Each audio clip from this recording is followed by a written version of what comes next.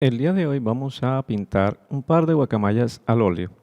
Lo primero que hacemos es una cuadrícula porque nos vamos a basar en un dibujo pequeño.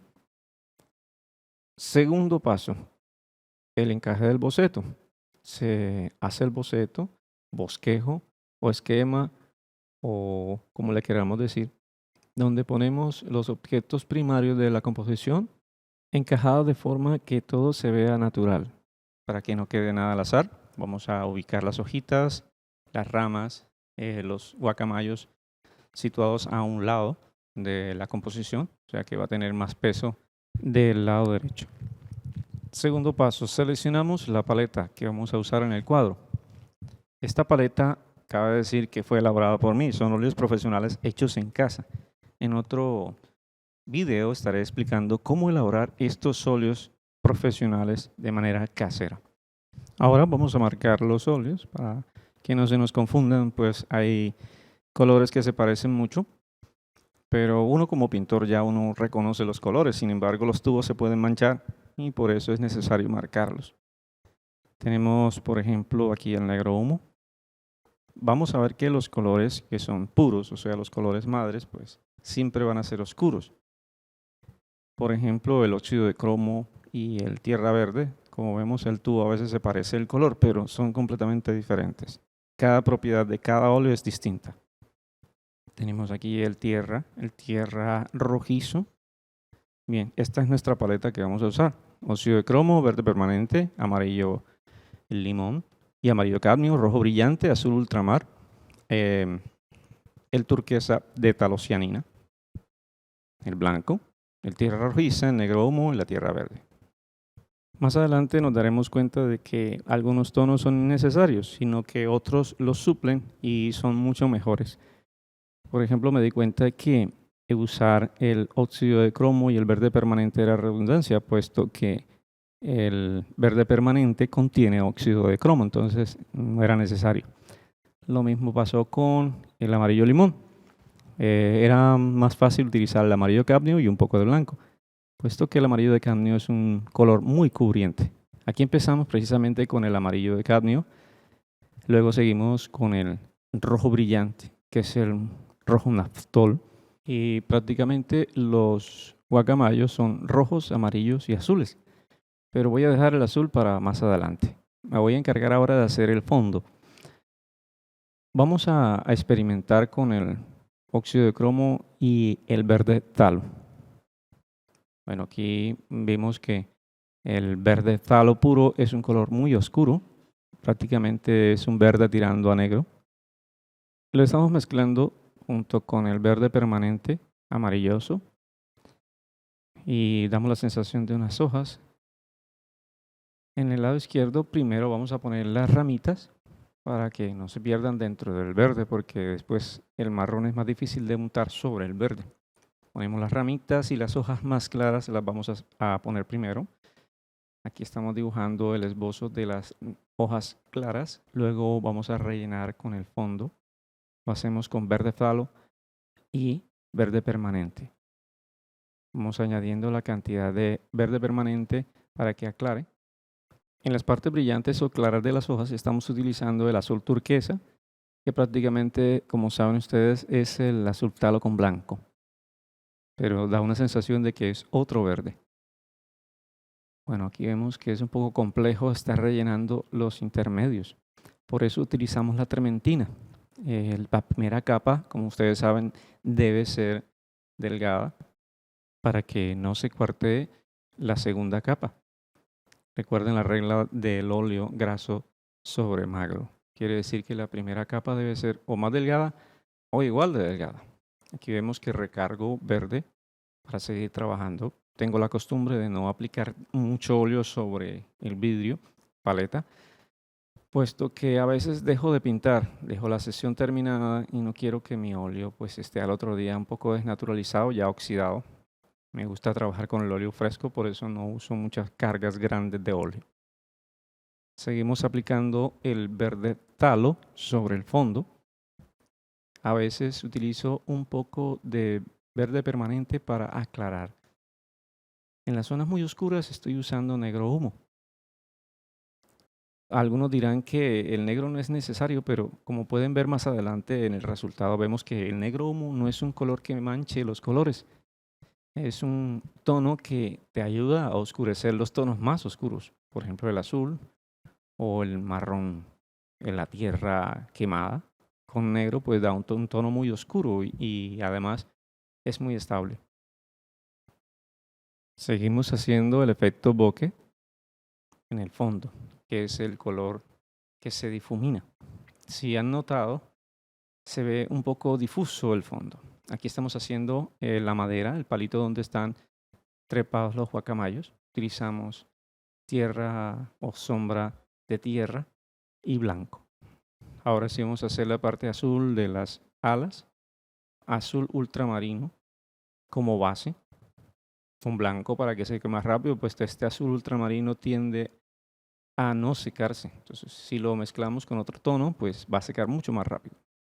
Seguidamente hacemos el amarillo cadmio. Me di cuenta que el amarillo cadmio seca más rápido.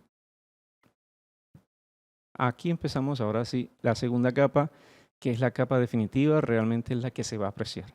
¿Para qué hacemos esto en dos capas y no en una? Pues para que el color pues quede más definido, puesto que algunos colores al óleo son transparentes. Otros no, pero sin embargo, el tener una capa base los hace más luminosos y la capa de satina va a quedar mucho más estable y uniforme. Vemos aquí que el verde talo se pone mucho más brillante. Volvemos a definir, esta vez con más atención y más cuidado los detalles. Sin embargo, estamos utilizando la técnica del esfumato. Como ven, pues los trazos van en una sola dirección, pero no es por capricho. Es una técnica necesaria para producir el efecto bokeh o esfumado. Si ven, se produce una especie de difuminado. Aplicamos el color medio o verde permanente y esfumamos con un pincel mucho más grueso, más grande y más suave. Utilizamos un pincel número 12 de cerda de nylon para producir el efecto bokeh. Aquí seguimos aplicando los colores mucho más intensos. Como vemos, el color se torna mucho más vivo al aplicar la segunda capa. Recordemos que algunos colores no son completamente opacos, dejan pasar un poco la luz. Por eso van a ser más luminosos cuando les apliquemos la segunda capa. Aquí estoy utilizando el óleo tal y como sale del tubo. No estoy utilizando ni aceite ni trementina, puesto que ya los óleos tienen suficiente aceite. Después de haber aplicado minuciosamente cada hoja, cada sombra, cada espacio, cada vena de la hoja, pues utilizamos un pincel número 2 o número 4 para esfumar entre los dos tonos distantes. Todo el fondo va a ser difuminado para que crean esa sensación de lejanía. Como vemos, ya está tomando forma. El fondo se ve un poco más realista. A veces cuando estamos empezando a aprender a dibujar, nos da miedo hacer esto de trabajar un fondo realista porque creemos que no lo vamos a lograr. Pues sí, es un poquito complejo, pero no es imposible. Lo que necesitamos es un poco de paciencia. El pintor necesita paciencia para poder terminar un trabajo muy complejo. Vemos que ya está resaltando. Entre más tonos oscuros le pongamos al fondo, pues resaltan mucho más las hojas verdes claras. Miremos aquí cómo se detallan. Primero hacemos el borde de la hoja, la rellenamos con verde permanente y luego hacemos la sombra con verde talo. En algunas zonas añadimos siena para dar la intención de un tallo o un árbol que está en el fondo o bien difuso allá, lejos. Entonces se utiliza siena porque verde solamente pues empacha el ojo, entonces se utiliza un color complementario o suplementario o un color que sea de la familia de la tierra para que nos dé la sensación de verdadera naturaleza. El verde y el siena se llevan muy bien. Bien, aquí vemos que en esos detalles oscuros vemos que difuminamos y se echan para atrás, se van para atrás los detalles. Hacemos la idea de algunas cosas que están sucediendo en el fondo. ¿Sí? Aquí delineamos las hojas de forma que no resalten tanto tampoco, pero que se vayan un poco al fondo. Recuerde que lo que vamos a resaltar en este cuadro son las guacamayas y el palito donde están situadas. Entonces, eso es lo que más debe resaltar. Sin embargo, todo va a ser protagonista en este cuadro. Tanto las hojas, el fondo, el follaje, el verde, pero lo que más debe resaltar son los guacamayos. Entonces, por eso mismo estamos procurando no hacer tanto detalle en las hojas para que no se llame la atención a estas. Sí van a estar ahí y el ojo va a creer que están ahí. Estamos haciendo manchas, estamos creando esfumato, estamos difuminando bastante. Son solamente 4 tonos básicos que se utilizan para que no quede un verde demasiado saturado. El verde oscuro, que es el verde talo. El verde medio, que es el verde permanente. El verde claro, o el brillo, que es la talocianina, con blanco. Y el naranja o el siena, para equilibrar los verdes. Bueno, aquí ya nos estamos metiendo con el tallo donde están situados los guacamayos. Ese tallo básicamente lo trabajamos con siena tostada. Le añadimos un poquito de ocre. Ya nos pasamos, ahora sí, a trabajar los guacamayos en su segunda capa. El rojo ya debe estar seco. Como vemos, estamos trabajando detalle por detalle, plumita por plumita. En las sombras utilizamos magenta para oscurecer el rojo. Magenta con rojo brillante. El pico y la zona de la cara, pues utilizamos blanco con siena tostada o tierra tostada. Eso nos da la sensación de oscuridad.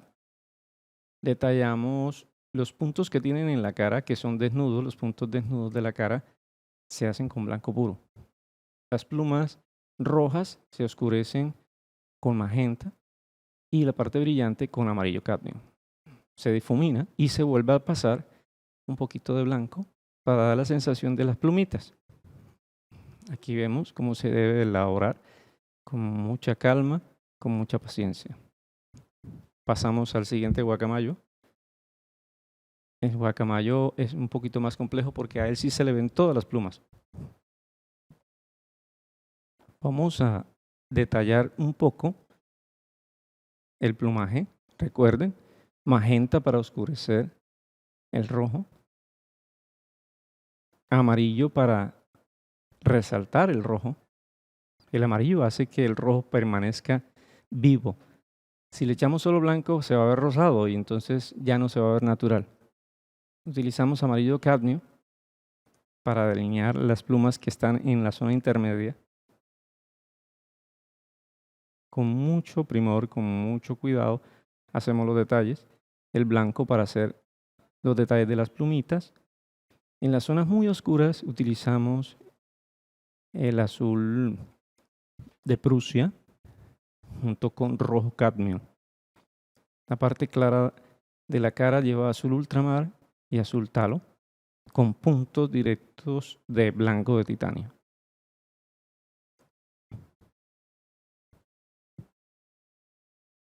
Casi todos estos detalles los he trabajado con un pincel número 2. No he tenido que utilizar el 000.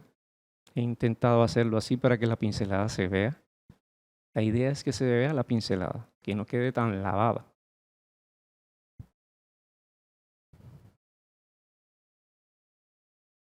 Seguimos haciendo detalles de plumas. Esto es un proceso que demora bastantes días. Ustedes lo están viendo en cámara rápida, pero fueron muchos días de trabajo, muchas sesiones de trabajo. Recuerden que el óleo demora en secar y las capas se tienen que secar completamente antes de seguir a la segunda. Aquí vemos cómo se funden el amarillo y el rojo en las plumas amarillas. No son completamente amarillas. En cambio, en las plumas azules, sí vemos que hay 2 tonos de azul. Ya no utilizamos azul solamente ultramar, sino combinamos un poquito de azul talo para que no quede tan exageradamente violetas. Las plumas del guacamayo no son tan violetas. Por eso necesitamos mezclar azul talo con azul ultramar. Con blanco titanio. Ya resaltan, ya se ven más vivas. Utilizamos azul para ponerlo en la punta de las plumas amarillas también. Aquí podemos ver en tiempo real cómo sería el trazo de morado. Recuerden que estamos viendo en cámara rápida todo el proceso, que demoró varios días. Vale la pena el resultado, pues se ve muy, muy llamativo. Esos tonos se resaltan demasiado. Recuerden tener paciencia. La paciencia es fundamental. No nos va a salir todo el mismo día. No tiene por qué hacerlo. Y como decía mi amigo Bob Ross, cualquier cosa que hagas en el óleo se puede corregir. Que no cometemos errores sino accidentes felices. Sí, tienes razón. Si se comete un error en el óleo se puede corregir.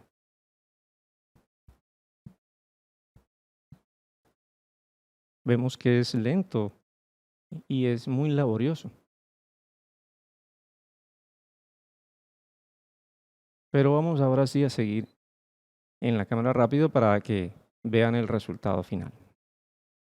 Hacemos las plumas y el tronco, que es la parte final del cuadro, con tierra tostada, blanco y ocre. Aquí vemos. Detallamos cada corteza, cada rayita de la madera. Luego la difuminamos y volvemos a trazar para que se cree esa sensación de madera. Para que se vea como madera hay que trabajar mucho, porque se ven muchos tonos distintos y para que se vea como una corteza, pues hay que aplicar varias capas y difuminar varias veces.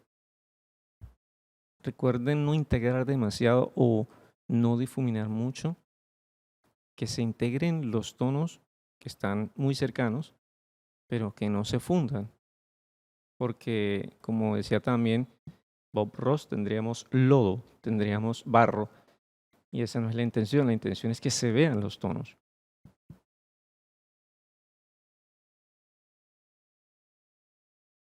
En algunas zonas vemos que hay blanco puro, ¿sí? Y ese blanco a veces da miedo ponerlo porque dice, blanco puro no existe en la vida real, pero sí. Se utiliza puro para que se funda o para que se mezcle con los colores que están cercanos. Como vemos aquí hay ocre, hay naranja cadmio, hay rojo cadmio, hay siena tostada. Y al mezclarlos todo se produce esta sensación. Creo que lo más hiperrealista del cuadro va a ser la madera en la que están situados los guacamayos. Bueno, creo que estoy terminando. Ya estamos llegando al final de la elaboración de este cuadro. Vemos que se difumina, ¿verdad? Y se vuelve a pintar otra vez de blanco. Ese es el secreto para producir este efecto. Y se vuelve a trazar el blanco y se vuelven a trazar las zonas oscuras.